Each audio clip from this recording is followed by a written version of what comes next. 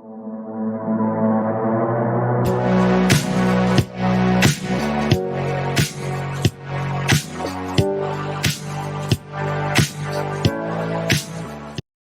everybody. Hi, I'm Keith Vitali, and welcome to SideKick Podcast.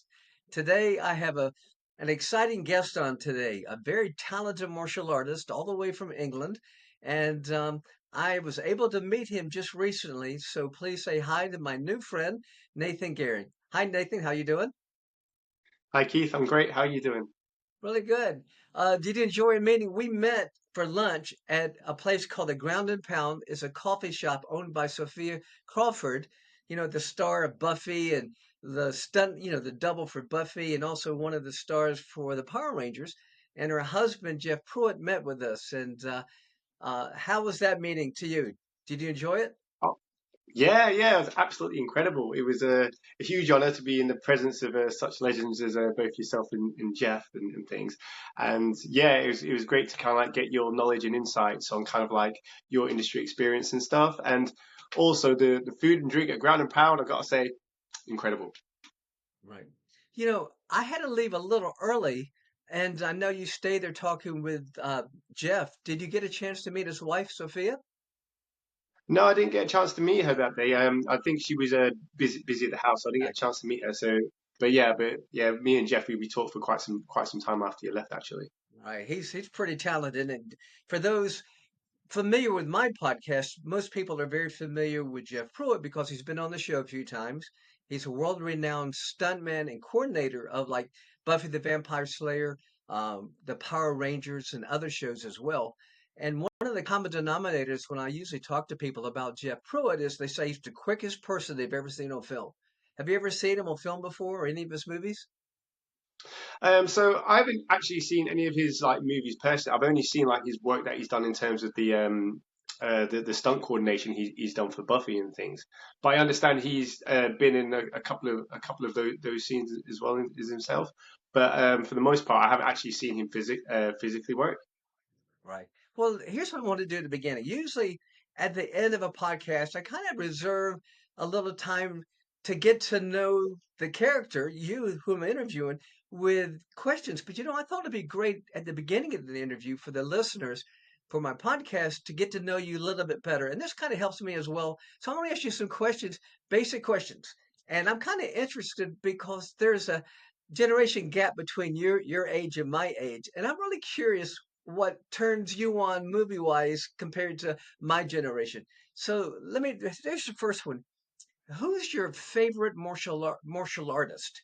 Just a martial artist, one or two people. Could be international, could be somebody like your fellow Brett Scott Adkins, could be somebody in the States, but who do you look up to for martial artist?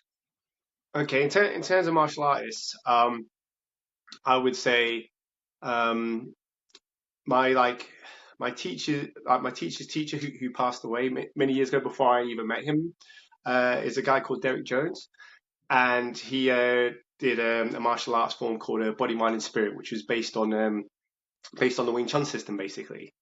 And Derek, he kind of like took some of the principles of Wing Chun and applied it to kind of like I guess street fighting techniques and things like that. So it made it quite applicable for like self defense really and things. So my Sifu he would tell me kind of like a lot of stories about Derek Jones, and it was always kind of like great to kind of like hear those stories, but also I've got some of his old VHS tapes. So to kind of like see him in action was kind of like really incredible to kind of like see like not only like him in action, but also his philosophies and things and how he approached martial arts. So I would definitely say Derek Jones, but also Cynthia Rothrock was absolutely incredible, as is Keith Cook and also yourself. Absolutely loved what you both did.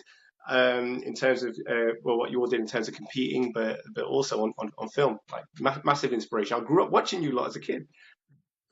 Well, thanks a lot. But I was kind of the first one's kind of slanted towards just martial artists. When I was coming up, we had, but still, our martial artists, the ones I liked and respected the most, were also film stars too. Hmm. It was Bruce Lee and Chuck Norris, and and Mike Stone, and I I respected them as martial artists first before they even started. Then when they started doing films, I was even more, inspired by them like that. But for martial arts, who inspires you? Which film star you think has inspired you the most to want to be a film star yourself or do what you do in films? In terms of film, I would say it's Jackie. It's Jackie Chan.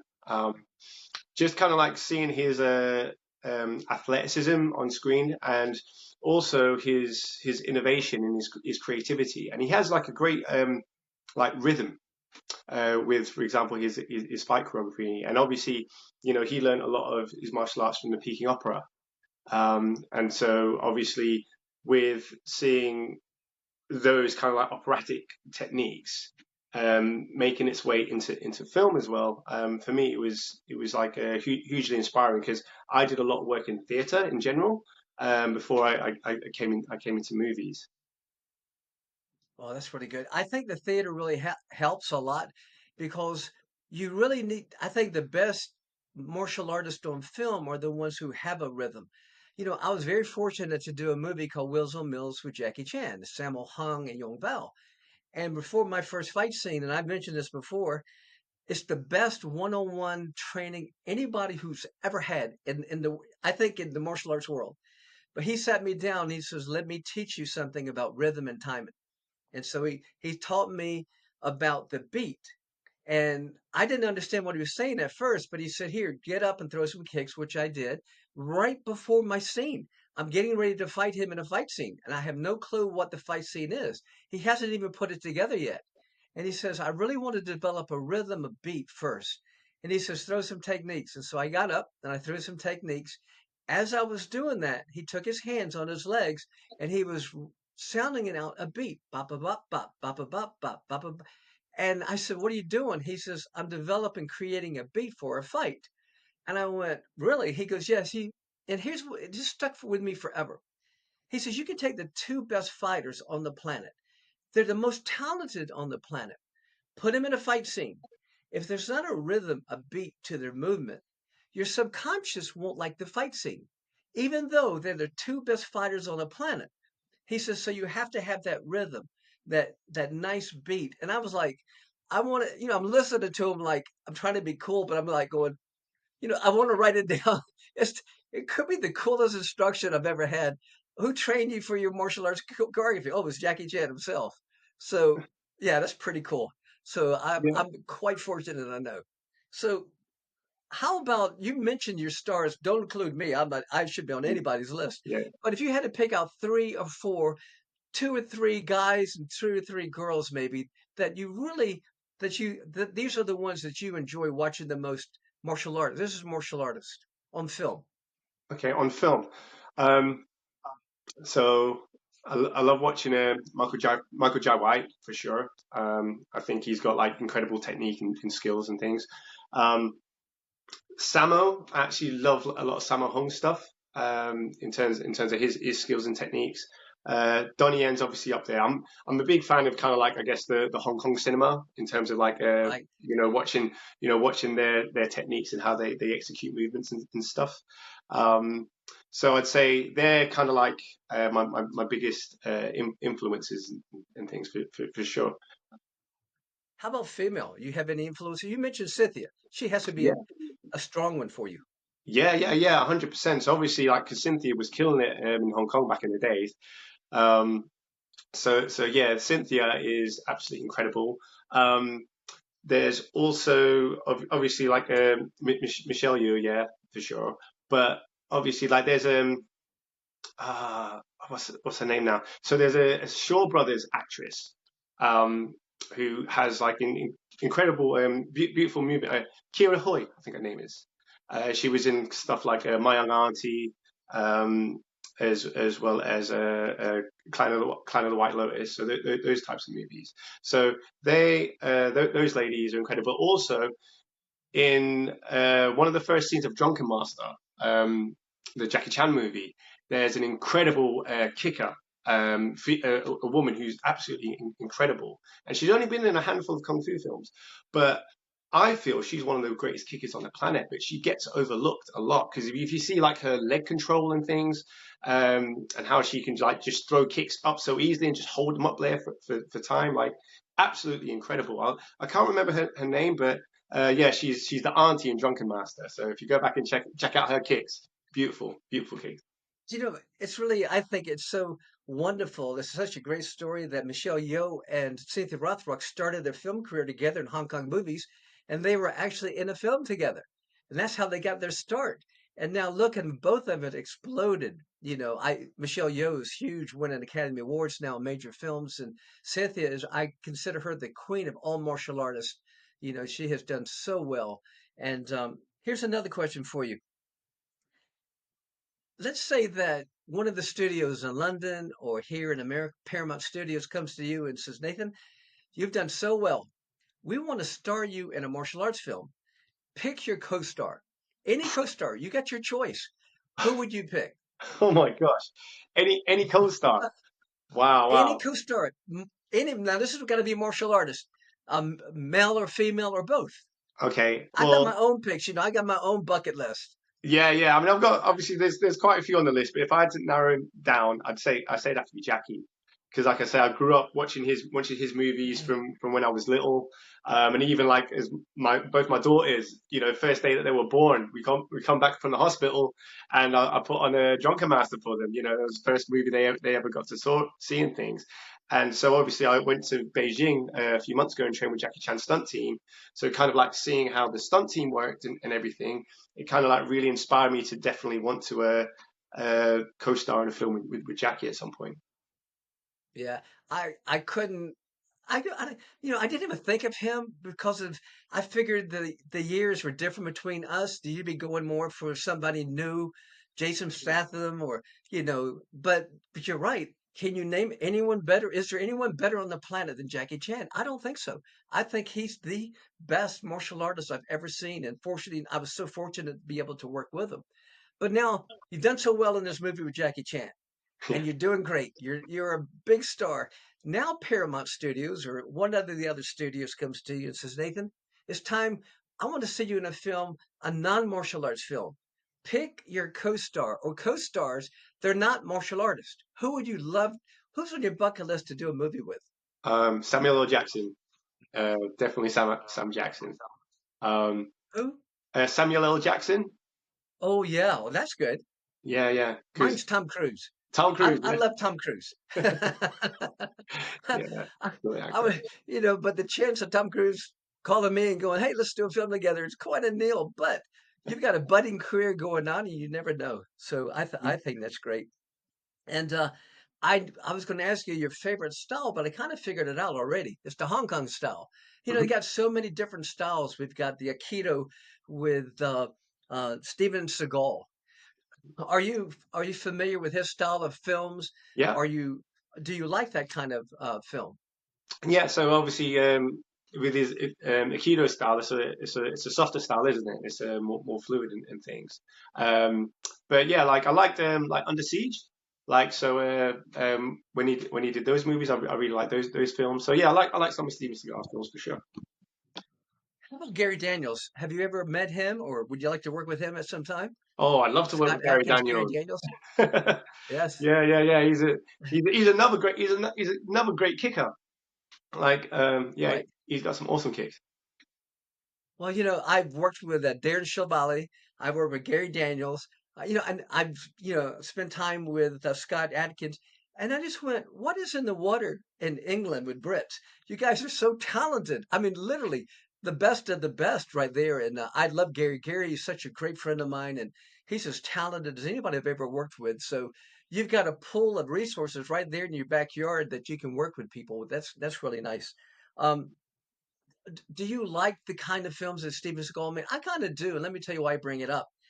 I I like the Hong Kong style is my favorite, but I saw also like you know Claude Van Damme had those beautiful kicks, and he posed more than he did anything else, but he looked good on film. Yeah. But Steven Seagal, there was a consequence for his actions. When he hit somebody, or grabbed somebody, or broke somebody in half, they were dead. Mhm. One punch, they just fall to the ground and they're dead. Yeah. Gary Daniels and I did a film together, and he just wanted to have a scene or two where the scene exploited his power, showcased his power. Just hit somebody one time, kick, punch, let that person just drop, Hmm. like Steven Seagal. Because if you polled people, who's the strongest, most powerful martial artist during my day, they go, well, there's a lot of great ones, but Steven Seagal's the best because he's the most powerful. No, it has nothing to do with Steven Seagal. It's his stunt person really reacted, number one, but they loved the fact that the director and choreographer, every time he hit somebody or kicked somebody, they'd go down, he'd crunch them. They would literally put crunching noises in the soundtrack. He'd hit somebody, break their bones, and you go, oh, Steven Seagal's the best. And I always enjoyed that myself because I did a lot of movies with the Hong Kong style fighting, Keith Strandberg, the No Retreat movies, Hmm. Super Fights, and other movies. Uh, And it was more of a ballet, a dance. Hmm. It is beautiful. Jackie Chan is beautiful. And I asked one of the fight coordinators one time in a film with Gary Daniels. His name is Tony Leung, really famous fight choreographer, working with Jackie Chan. Hmm. I said, can we just have one scene, just one scene with Gary Daniels, where he hits one or two bad guys and he just explodes on them and we showcase his power and they just drop. And he goes, nope, can't do it. I said, why not? He goes, because you're coming from an American perspective. You're thinking like an American. You want to see that. He says, I'm making movies for the world. He says, I want to see the aesthetic beauty of the technique, not so much just one hit would go down. So it made a lot of sense. And poor Gary never got that chance to hit somebody and just crunch them and go down. But it's kind of good because I enjoyed talking to you because one of the things that Jeff Proden and I enjoyed about meeting you were you had so much passion and enthusiasm for your trade. And that's what it takes to be successful. So we were moved by that. And we talked later and we said, such a likable guy. And that is your X factor. When you have passion and you're dedicated like you are, you're going to do well. So I wish you the best. So that's wonderful. Thank you. We're going to get to your past in a minute, but I wanted to say we talked about this. You filmed in Black Creek, a movie by Cynthia Rothrock, a Western, and you were there last November in Arizona. How was that experience? Oh, it was absolutely incredible. I mean, like, my story is actually like Cynthia gave me my first ever like private lesson in fight choreography. So it's kind of like in a way, I owe a lot of my journey to Cynthia. Because basically, she came to the UK martial arts show last year, and she gave me a private lesson, and she was like, "Oh, you're good." She was like, "Do you ever get out to the States?" And I was like, "Well, I haven't been since before the pandemic." She was like, "If you do, we'll see about putting you in a film." So the film that she was talking about was Black Creek, and I mentioned to her that I was really interested in fight choreography and in learning and understanding, good fight choreography and how it works. So when I came to Black Creek, I was there mainly to kind of like shadow Mike Moller, the fight choreographer, who's absolutely incredible. Got a lot of time for Mike. He's brilliant. Um, but so obviously, I mean, you may see me like as a background as like a henchman, an angry henchman in behind Richard Norton in some of the shots. But like I say, my main thing was really about seeing how all the crew worked together and about seeing how Mike communicated with all the performers and things like that, and how he choreographed everything. And obviously, seeing Cynthia in action was brilliant as well. So yeah, it was best experience ever. In terms of my first experience into a martial arts movie, it was who better to do it with than on the set with Cynthia. And like there were so many greats there. Obviously, I got to work with Keith Cook and Richard Norton. I had hoped to catch you there and Benny the Jet as well, but you guys, you were there I think the week before me, so we Right, missed each other. right. Did you get a chance to work with Don Wilson at all, No, I or didn't get a meet chance him? to work with him, but I met him at this year's UK Martial Arts Show, and he's a great guy. Oh, I got I took his class that he did on like kickboxing and stuff, which was brilliant. It was it was a huge honor to take a class by him as well. yeah. Was Marcus Taylor still there? He played one of the henchmen there. That Was he there? He's a great Yeah, guy. yeah, Marcus is awesome. Yeah, it was brilliant. I actually was going to do a fight scene with Marcus. in the film. I was like one of the henchmen that was going to fight with him, but because of the time constraints, it didn't get to happen at the end. Right. But it's like it's okay, it can happen at another time for sure. Well, that's I guess one of the greatest lessons to learn is you never really have all the time that you would like to have. Mm. You'd go, oh, I wish I had 3 minutes or 5 minutes or 10 minutes or whatever to have this fight scene. It's always, no, no, the light's leaving, or we got to go, we got to strike this set, we got to move. And you go, no, no, because here you are, you just want to have that one opportunity. But at least I think it was great that you could follow Mike Moeller, because I think he's one of the best stunt coordinators, in the whole world as far as putting fight sequences together. And I'm going to show even in our clips when we're talking I'm going to show some of his stuff as well because we're talking about him. He's so talented. He's a little diminutive, but he can do anything. And he's even coming up with new kicks that he's creating. And I get a little jealous when I see things like that. I went, I wish I could have, I wish I had thought that, been more assertive and said, I want to come up with some new kicks. I would just follow whatever my fight choreographer said I would do. But knowing him now, I'd go, let me try this, or can we create something different? Because he's just incredible. So that's good. Let's go back and let our listeners know how you started. How do you even get started in martial arts? What part of England are you in right Okay, now? so I'm based in Sheffield. So I was born in Ipswich, which is kind of on the east side of England, and then I moved up to Chesterfield when I was 8, which is kind of like a small town. And then I went to university in Sheffield. But while I was in Ipswich, I did a little bit of Shotokan karate, and then when I moved up to Chesterfield, I started off doing a little bit of a Shaolin long fist as well. And then from there, I did a couple kickboxing lessons, but I stuck on Wing Chun or Derek Jones' system, which is a body, mind, and spirit. So my teacher taught me that system from when I was about the age of 17, 18 years old. And so that's pretty much all I've done ever since. Yeah. Did you ever compete? No, And no. like with weapons and forms? No, No? I actually never competed because of the style that I did with Wing Chun and how it was like quite like street fighter based and things like that. So I never actually went down the competition route. I was actually more. So the reason I actually got into martial arts got into Wing Chun in the first place was because there was quite a bit of trouble where I lived basically, and I needed to learn how to defend myself. And so, some of the guys I was coming up against were a lot bigger and stronger than me. And so, with Wing Chun, obviously it was about redirecting your opponent's energy and stuff, and taking on people that were bigger than you. So that kind of like really, really, I guess, spoke to me at that moment in time. But that became very quickly not the reason why I continued to do Wing Chun. So I started it to be able to handle myself. But the reason I continued it was because it really gave me a deeper understanding of myself as a human being. I think I mentioned it to you when we spoke. How my teacher taught me. He taught me in quite an unorthodox way in the sense that he would say, "Okay, this is a straight punch." So I go, "Okay," and then he's like, "That's not a straight punch," and I'll be like, "I did exactly the same thing that you did," and he's like, "No, you didn't," and I was like, "Okay, so tell me how to, do what you did," and he's like, "You got to figure that out for yourself." And I was like, "Okay, well, how do I do that?" And he was like, "Okay, let's go through a process of elimination. See what happens when you put your shoulder into things a bit more. What happens if you put your hip into things a bit more? What happens if you change your breathing? What happens if you change your emotional intention?" And I was just like, "That's going to take me forever." And he's like, "Welcome to the world of self-discovery." Um, but I'm so grateful to him for teaching me that way, because what that really did was that really allowed me to really become in tune with myself, not only on a physical level, but on an emotional and spiritual level as well. And so for me, that was definitely the driving force for me to continue to learn the system.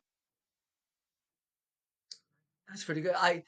Mine is not quite as similar, but I had the same type of frustration when I first started. I had a Korean instructor who was just badass. He didn't care. We were at the University of South Carolina, which is a major university here in the States, and I was a young kid, and we would start off with 300 different people taking martial arts. And he says, I want to get the class down to 5 or 10 at the top. And so he would just be abusive and train us real hard and just mean. And I was one of the ones that stood in there, but I remained a white belt for 1 year, 1 month. Now, remember, now white belt is the bottom of the barrel. You can like in most karate schools today around the world. I don't care if you're at whatever style you take. Within a few months, a month or two, you're already developed. You're in a yellow belt or gold belt or green or whatever. I was a white belt. I was basically just stranded there, and I was so frustrated. And the same thing was, he says you have to master your basics even as a white belt. I'm not going to promote you, and I'm, emotionally I had to rein it in because I get angry at first. Going, what can't I just be promoted? But I just had to continue working, working, and it was that inner reflection where you just go, what am I, and doing that. And I think in the long run, it made me a better a person at the same, just like you. But I wasn't happy that 1 year, 1 month. But Yeah, me too. The slow progress, is kind of like, because I think because of like I played a lot of basketball and did a lot of sports and stuff, I was quite a physically capable person. But obviously, we weren't dealing with my physical. I guess we were dealing with my mental and emotional. Because, for example, like sometimes we train outside in like a bandstand, and when I'd be training with him, um, he would like, and any girls would walk by. Remember, I'm a teenager at this point. Any girls would walk by, he would start laughing at me because he'd be like, why is it every time females walk by, all of a sudden you put more energy into your punches and things like that, and you put on this performance? And I was just like, what are you talking right, about? But he'd right. be laughing at me while these girls were there. So he's literally was tempering, I guess, my ego at that moment in time and things. And so yeah, he taught me some harsh lessons, but like I said, he taught me a lot about myself emotionally and spiritually on that journey for sure. I think your other sports might have helped the all around development of your physicality. What other sports did you So play? I played a little bit of football for a little bit. Basketball was my main thing, um, and I guess like if you can call it a sport, it's more of an art form, but obviously it's just been the Olympics. So breaking, so breakdance. So I did that from actually my early 20s, but like I became like a professional dancer for a long time. So in terms of everything that Jackie was saying about rhythm, um, I totally resonate with that. And actually, even when I'm doing my own fight choreography, obviously within hip hop culture, we have beatboxing, right? So I actually make almost like a Right. beatboxing sound score before I even put the moves to it. So when you were saying everything you were saying with Jackie, I'm like, this totally makes sense to me and resonates with me Right. and things. So I think so. My kung fu background, in terms of going through a process of elimination, really helped me progress with my breaking technique very, very quickly. Because also, like with breaking, we have moves known as power moves. So, like all the spinning moves that we do that are really dynamic and things. Um, and obviously, to do those power moves, you have to know how to put your hip into your kicks and your swings, your rotation and things like that. So that kind of like really translated. And from the the way that my teacher taught me, he taught me that there's a lot of principles that if you slightly tweak them, they can work for different movements. And so again, I applied that to my breaking skills, and then again, my breaking skills really really elevated really quickly. So like I say, when I first played like football, you guys call it soccer, and and basketball, like they were kind of like my main things in the beginning, and then I went to Wing Chun, and then from there, I went to breaking, but I carried on doing kung fu all throughout that time. And I always said to myself, though, I'm going to return to kung fu when I'm older because that's one of those things that gets better with time, right? With breaking, you may have a bit of I guess, a shelf life in terms of the virtuosic moves, like a professional gymnast, for example. They can do a lot of the explosive movements, but once they hit like their mid to late 20s, then the physicality starts to get less and lesser. So I was like, when that happens to me, that's when I'm going to return to kung fu because as time goes on, you get better with it. So yeah, so that's pretty much what happened. That's pretty good. And I've seen some of your short videos, and in those short videos, I've seen and observed you incorporating some of your breakdancing moves in your short videos, in your fight sequences, which is unique. And let's talk about your short videos. What inspired you? When did you start creating videos? So in terms of short films, um, so the first short film I ever made. So I've made four so far. The first was it five? Maybe five now. I'll go through them in a second. But my first short film I made was in 2020, and that was kind of like as an artistic response to everything that was happening with COVID and stuff. And that actually did really well. Won a few awards and things. And then from there, I didn't make another short film again until last year, and it was actually action. My first action film I made was last year, and that was Flaming Assassin. And with that film, it's quite funny because it started out as just a proof of concept. I mean, obviously, like I said, I'm a martial artist. I do breaking, but I also do fire, like fire eating, fire breathing, spinning weapons with fire, and all that kind of stuff. And I wanted to see if there was a way I could combine all those elements together. Um, so I basically made a couple fight scenes as kind of like a proof of concept, and I edited them together. And the proof of concept, it worked so well. I was like, I've got to make this into a short film. But obviously, normally when you make a film, you have the story first, and then the fight scenes come to push the story along. But with me, it was kind of like the reverse. So I was like, I've got these great fight scenes. I need to now make a story to have a reason for these fight scenes to be happening. So yeah, so it's quite tricky to That's yeah. cool. Yeah, I like that. Good. Tell me, then why the fire?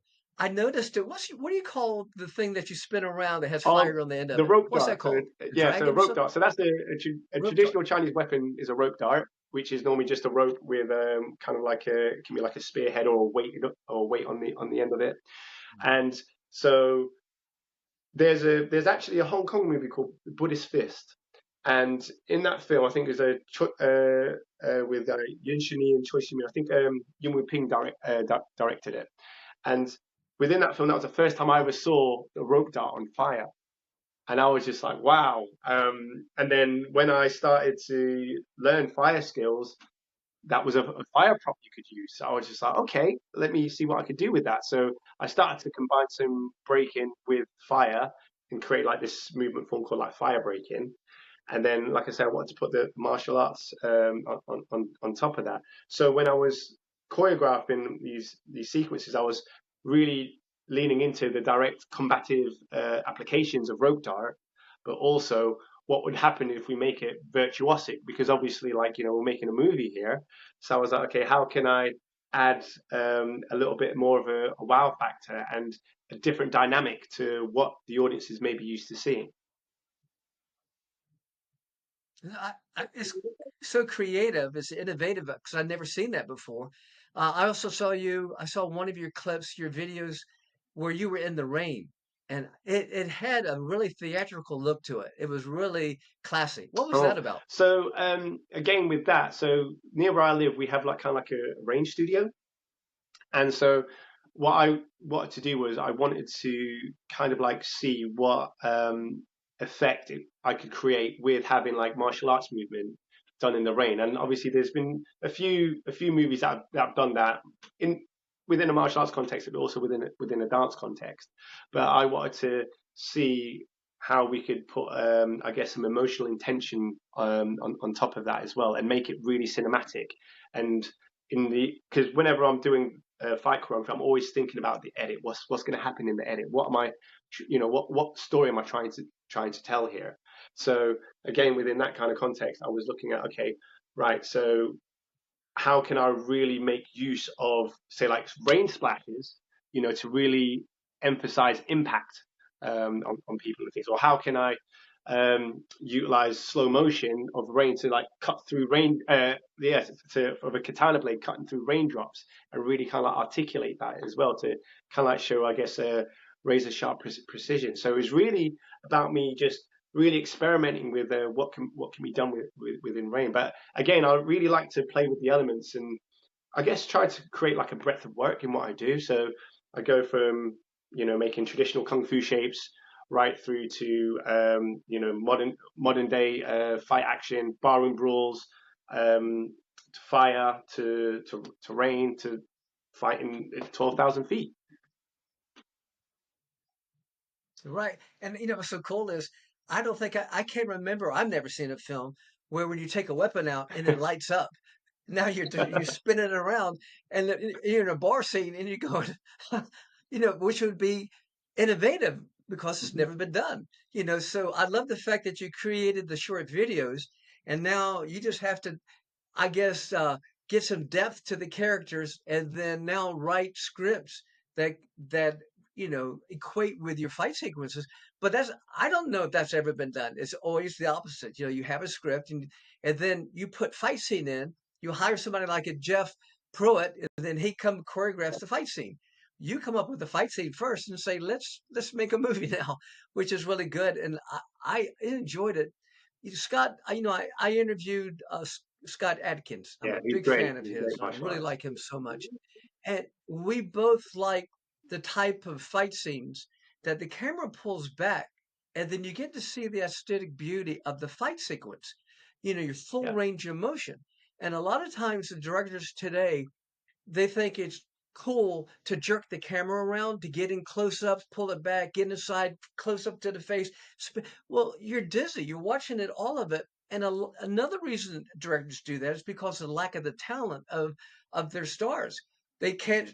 They don't want to see the actor do a poor front kick or whatever she's doing. So they pull the camera in all these close-ups and it's exciting and there's music that goes along with it and people but not me. I go, no, pull the camera back, let me see the beauty of the technique. And in the rain when you were fighting that's the first thing I thought of. It was a beautiful environment and it was aesthetic beauty there. So I thought you did Thank a you. great job with that. So now you're creating these videos. Tell us and the audience about you submitted them to film, I guess, and the Yeah, awards so that you've gotten basically, so far. with the fire the fire breaking scenes, like I said, I made a short film called Flaming Assassin, which is it's about 11 minutes long, and within that, obviously, like I said, that was my first ever action like short film that I made, and within that film, so basically the story goes that you have kind of like three gang bosses, three crime lords, who are kind of like really worried because there's this guy who's going around with these fire weapons and he's basically killing all the other mob bosses. And so they're basically playing cards around this table and they're basically telling far-fetched stories, the same version but slightly different. So in each version of events that they recall, so for example, one person will say, "Oh yeah, I heard he was chopping people up with a flaming sword." This other guy goes, "No, I heard he had a rope with a ball of fire." Another guy says, "Nah, I heard he was like getting high on the fumes of like fire, when he's breathing fire and eating fire." So it's really kind of like about it's really like a crime thriller as well, I guess, where the audience has to guess who's telling the truth and who's lying and things, and who is the flaming assassin kind of thing. But that all that packaged together, like I said, at the beginning of this year, I entered it into some film festivals. I entered it in quite a few because I was like, well, law of averages would say hopefully I would maybe win one award or two if I'm lucky. So far, I've won like 30 awards for that short film, and well, 31 actually, because I won an award when I was out in Austin a couple of days before I saw you. So yeah, 31 awards, and like the awards have been for like best international short film, best European short film, best director, best martial arts, best action, um, best concept. Like yeah, it just yeah, Oh yeah. my goodness. Well, I congratulate you. And again, I was impressed with it, and I have a lot of experience in films, and I really like that. So I think you have something there, and I think you've got more to your story than even because my one of my favorite movies is called The Last Duel, and Matt Damon plays a Middle Ages, and he's in France, and Ben Affleck's in it, and it is a phenomenal movie. I mean, it did really well, but it's based on a true story, and they have three perspectives, and so the night, which is Matt Damon, comes home, and his wife says she's been raped. And so now she has her story. Matt Damon has his story. And another character in the film, can't remember his name, he has his. Three perspectives, three flashbacks. And I went, oh, this is so cool. Who do you believe? And that's it. That was the cool thing. I was like, who's telling the truth here? Because everybody's perspective was different. You could do the same with that, and that would be so unique Mm. for a martial arts film. And the fact that you've won so many awards, and we spoke a little bit about this. So your intention is, now that you've got these awards, you've got this, you would like to maybe see this film or this short film into a Yeah, that's full correct. feature, So right? I've already written the script for the feature film. Um, and again, I'm just trying to basically raise the funds basically to turn it into a full blown feature film. At this moment in time, obviously, I'm talking to talent to that will hopefully be a part of the film as well and things. Um, but yeah, it's really now about just taking that idea of those three characters and now just expanding. So the world is now really expanded, and obviously, for me, it makes perfect sense at this moment in time because obviously you have martial arts films and they seem to be on a more of a comeback at the moment, right now and things where there's a few more people are creating more martial arts movies and things. But also, breaking has just been in the Olympics, and so even within that context, so that's on the forefront of everybody's minds and things like that. So again, the timing is perfect to kind of like capitalize on a movie that has those breaking elements as well as martial arts. And obviously, fire just looks super dynamic on the screen and like really really impressive. Um, I think you've got, I think you really have a winner, and I like your concept. For you personally, are you looking to star in it, direct it, choreograph it, stunt person? I mean, what do you okay, want to do with so your own film? personally, I definitely want to direct it and choreograph it. Um, in terms of being the lead at the moment, if I can find another person that I can teach the fire breaking skills to, I'd be happy for them to lead it. But if not, Right. then I guess I'd have to lead it. But that is something that I am definitely open to. So if there's any like martial artists out there that can do fire, but can also do some breaking movements within that kind of context as well, then I would definitely yeah, I'd definitely be up for casting him in that role too. Wait, well, you just have to look back on history of filmmaking and look what Sylvester Stallone did Yeah. with Rocky. He was a nobody. Nothing, as an actor, well, not known at all. And he was even offered a good bit of money for his Mm. script. And he said, no, I want to direct it, produce, I want to star in it. And they said, no, look, we'll find a star. Just give us the script. And he went, no. Look at Cynthia Rothrock. She took a movie. She says, you know something? I've been in, I don't know how, I couldn't even guess how many movies Cynthia's been in. I would guess 60, 70, 100 maybe. But she's always one of the stars or co-star or whatever. She says, I want to be the star of this film. I want to produce this film. I want to be one of the co-writers of this film. And I'm sure there were outside forces going, no, you can't do that. That's not how Hollywood works. Guess what? Yeah. You can do whatever you want to do. You just have to be passionate, enthused like you are, but you've got a dream. And I think people will be attached to you because they like your enthusiasm. But I like the idea of you doing all of it. Mm. It's your baby. It's for somebody else to come in and go, no, I think it should go this way. You go, no, listen, I'll live and die by my own dream, Yeah. my own concept. Now, there's great people like Mike Moeller. You want to get involved because you want Hmm. his expertise, and there's plenty of different people. But I think you have something unique, and I thought Cynthia, I interviewed her before she did this, and I said, it's so unique. You got to go for it. And there's so many talented people that never taken that step that you're taking right now. I never said I want to do all of that in a film. You know, I I didn't come close to even thinking that.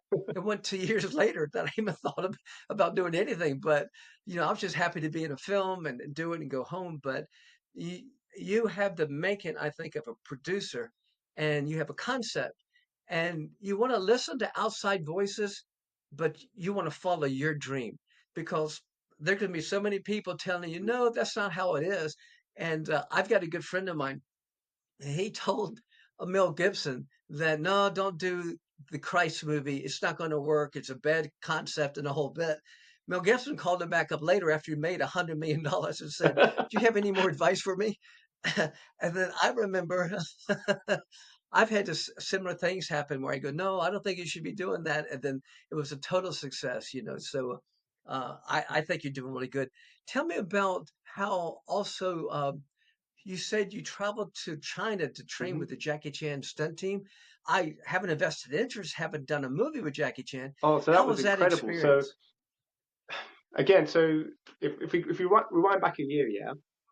So it was probably last April, May time. So not this one, but the year before, where I said to myself, right, okay, let me have a conversation with my inner 8-year-old child.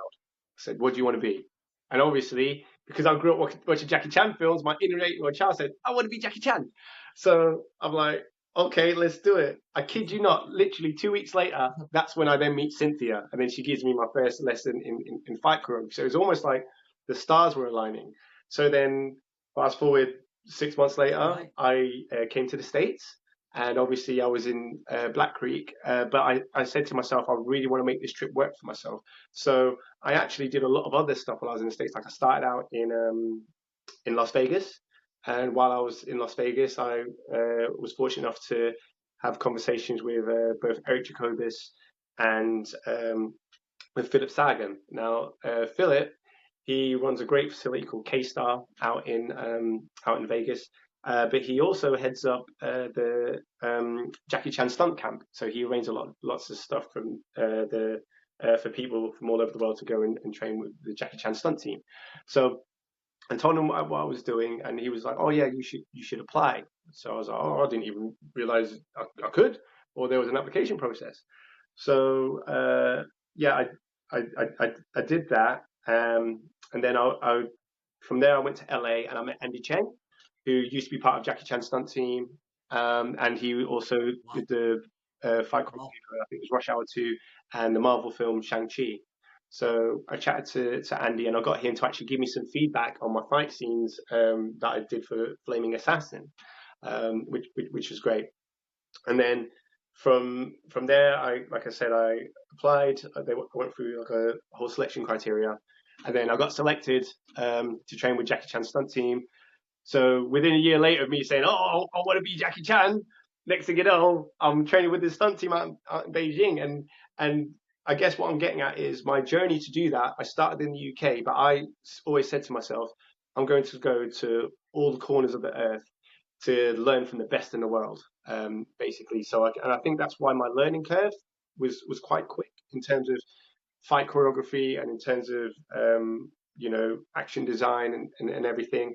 And so yeah, so started in UK, went to the States, then ended up in Beijing. And yeah, like training out with Jackie's stunting. Obviously, we were training in Jackie's home, and yeah, it was just an incredible experience.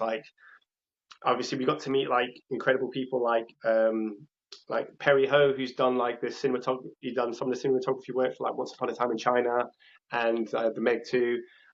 We met Larry Yang, who directed Ride On. We met Stanley Tong, who obviously directed Rumble in the Bronx, The Myth, and Jackie's new film, A Legend, and a whole bunch of other movies he's done. And so we were, I guess, surrounded by greatness the whole time, and we were giving lessons. We were taught not only wushu, so traditional Chinese martial arts, but we were also taught about cinematography, how to capture film, how to direct film, how to tell stories with your fight choreography and with your action.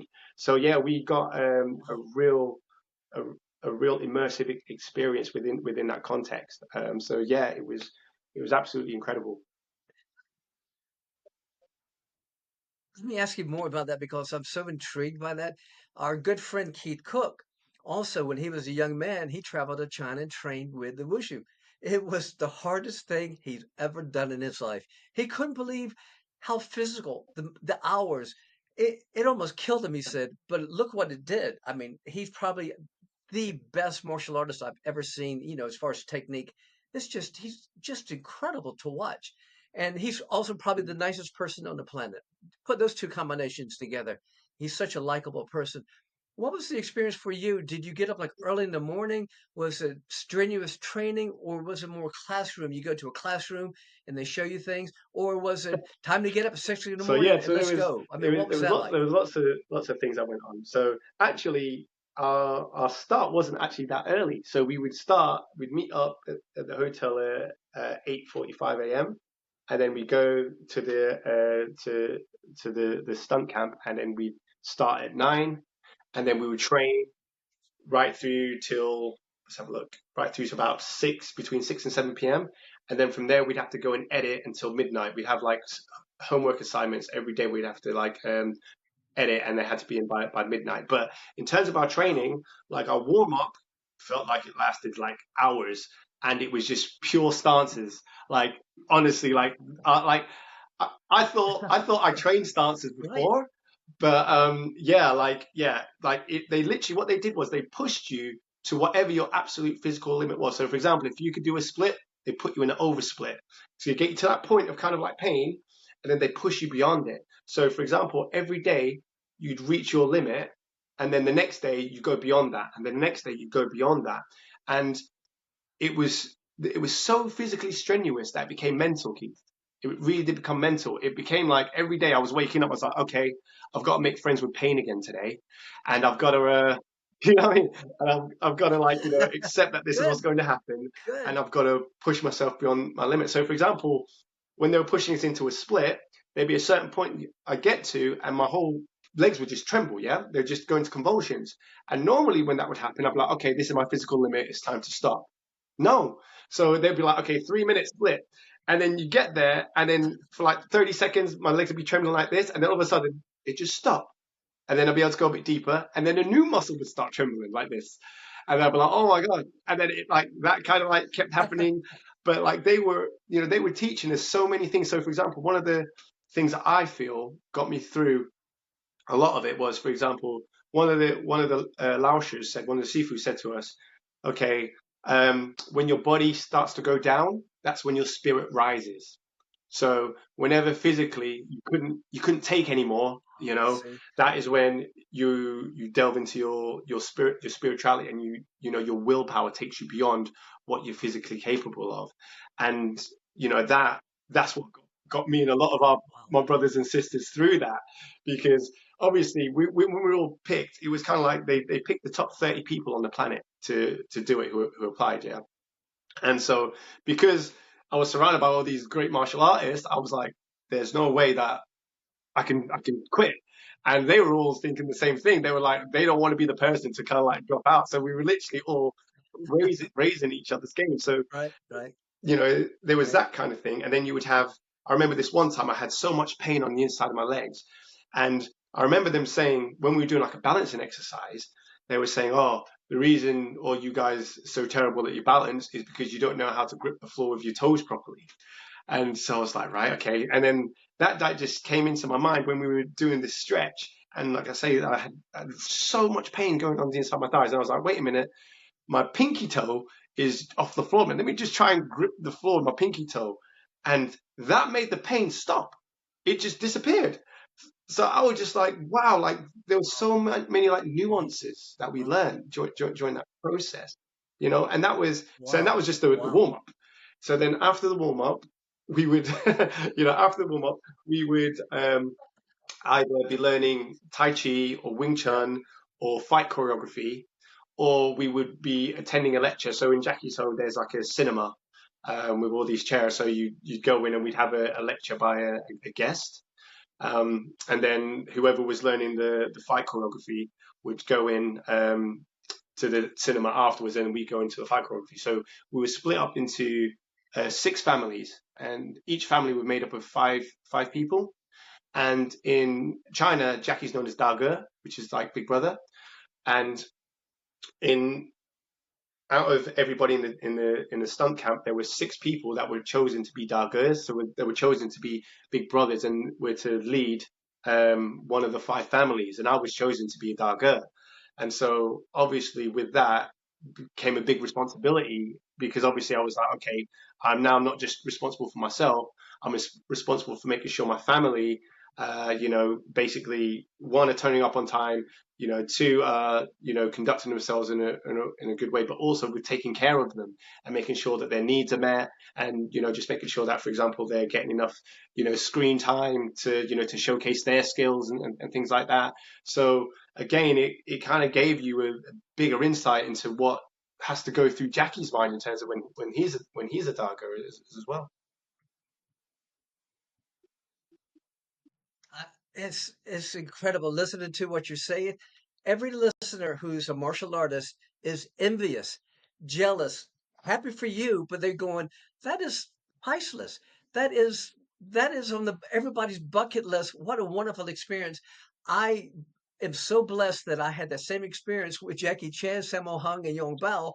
I would be with them, working out with them, and they're teaching me, training me, and doing different things, and we're working on choreography, and they're telling me stories about their Peking opera days when they were young and their big brothers and who's the big brother and all those stories. And then I'd go out to eat with the stunt team. And the stunt team, oh, I couldn't eat their food because I don't eat vegetables. So I'd go, guys, come with me. I'd put them in the car and we'd go up in the mountains in Barcelona and we'd go up and I'd take them to a pizzeria and I'd go, guys, I'm going to teach you how to eat Italian food. Pizza, eat pizzas.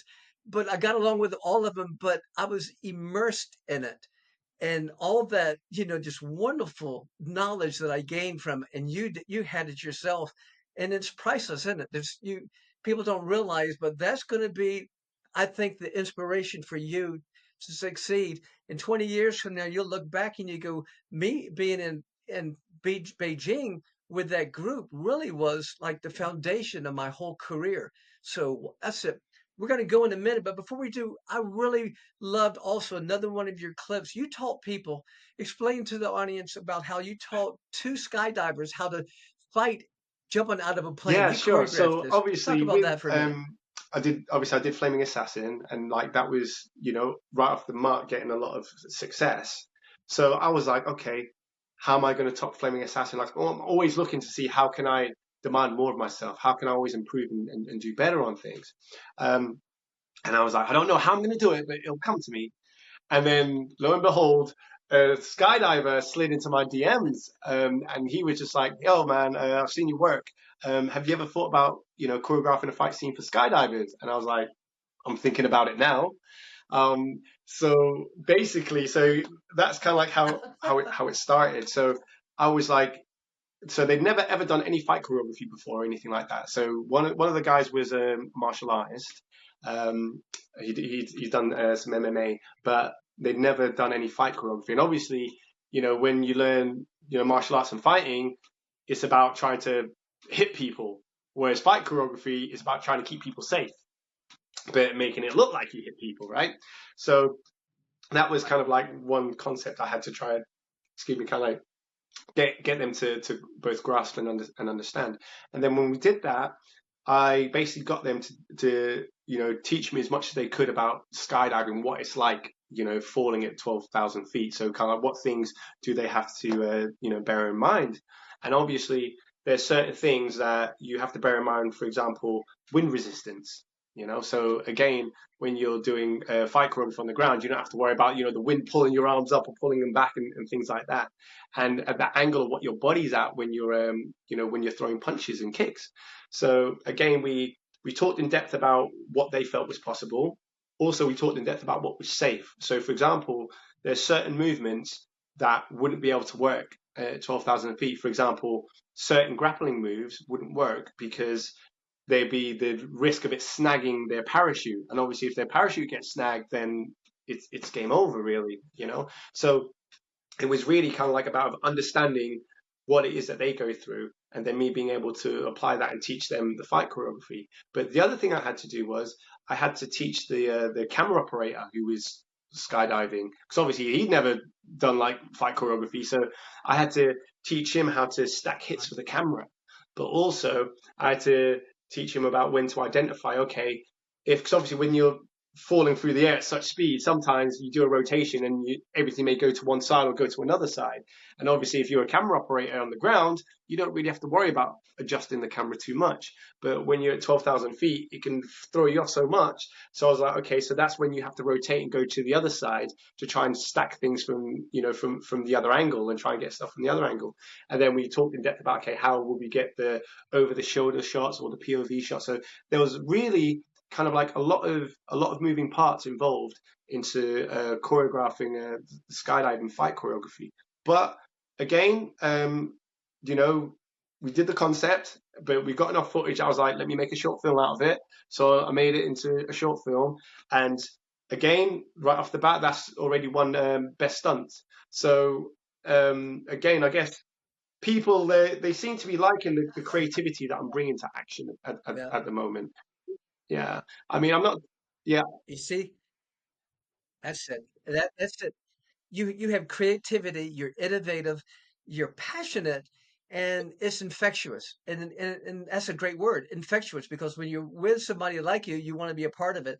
Listening to your story about being in Beijing with the Jackie Chan stunt team, I was excited. And I went, I've already trained with the very best. I've trained with Jackie Chan, but I was excited for you going, and that's a great story. So I just want to wish you the best. And thank you so much for doing this. I'm going to make sure I share this with so many people, the greats, the Richard Nortons and all the all the great guys, Keith Cook and Cynthia Rutherford. I'm going to get you out there and push you as much as I can. And then hopefully we will be hearing some great things about you in the Thank you so future. much, Keith. I really So thank you appreciate so that. much for being Thank on you. the show. Well, listen, and to my audience out there, thank you so much for being here today. And if you like this episode as much as I did, as you can tell, please like it, share it, and of course, as always, be sure to subscribe. Until next time, ciao.